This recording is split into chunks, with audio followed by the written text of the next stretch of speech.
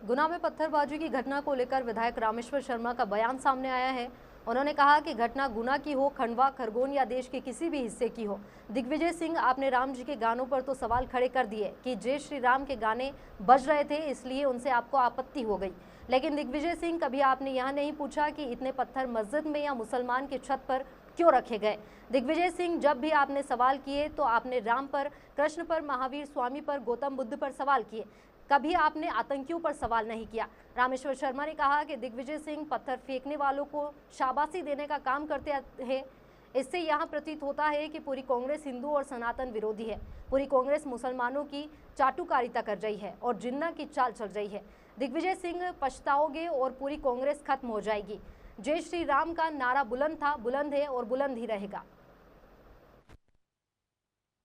गुना की हो, ये घटना खरगोन की हो, ये घटना खंडवा की हो, ये घटना हिंदुस्तान की किसी भी जगह की हो, आपने कभी गानों पर तो आपने सवाल खड़े कर दिए कि राम जी के गाने बज रहे थे, वो आपको सवाल, जय श्री राम के नारे लग रहे थे, उनसे आपको आपत्ति हो गई। पर कभी आपने ये नहीं पूछा कि इतने पत्थर मस्जिद में क्यों रखे थे, इतने पत्थर मुसलमानों की दुकान और छतों पर क्यों रखे थे, पेट्रोल बम बना के बम मुसलमानों ने क्यों रखे थे, हथियार भाग क्यों रखे थे।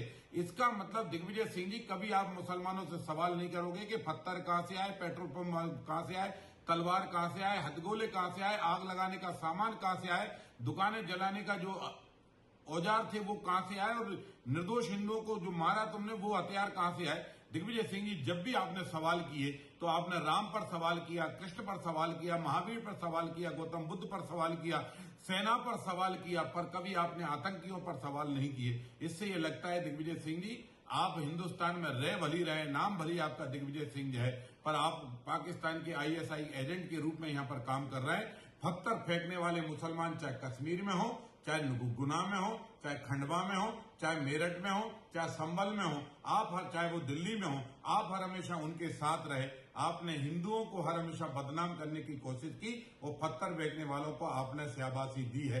इसलिए दिग्विजय सिंह जी, इससे ये प्रतीत होता है कि पूरी कांग्रेस हिंदू विरोधी है, सनातन विरोधी है, वो जैन विरोधी है, वो बौद्ध विरोधी है, वो सिख विरोधी है। केवल अगर चाटुकारिता करनी है पूरी कांग्रेस को तो वो मुसलमान की कर रही है, वो जिन्ना की चाल पर चल रही है। दिग्विजय सिंह जी, पछताओगे, पूरी कांग्रेस खत्म हो जाएगी।